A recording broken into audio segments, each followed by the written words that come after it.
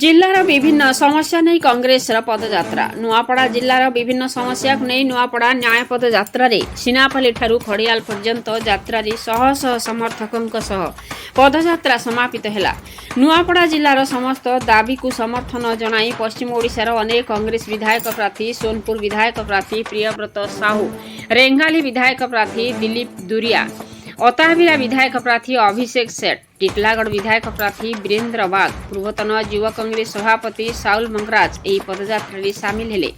एही नुआपड़ा न्याय पदयात्रा को सफल करिथिबा कांग्रेस संग्रामी साथी माने बोडेन सिनापाली और खड़ियाल 10 घंटे बाहरी जिलापाल को दाबी पत्र प्रदान कराहेब। नुआपड़ारू सुजित कुमार प्रधान का रिपोर्ट मसीहा न्यूज। आपण मसीहा न्यूज यूट्यूब चैनल को सब्सक्राइब कलेनि कि जदि करिनाहंती एबे करिनियंतु। एहा सह मसीहा न्यूज रो फेसबुक पेज को और ट्विटर को फॉलो करंतु। ता सह मसीहा न्यूज रो ऐप आसी गलानी। निज मोबाइल रो प्ले स्टोर रो डाउनलोड करनियंतु। जय जगन्नाथ।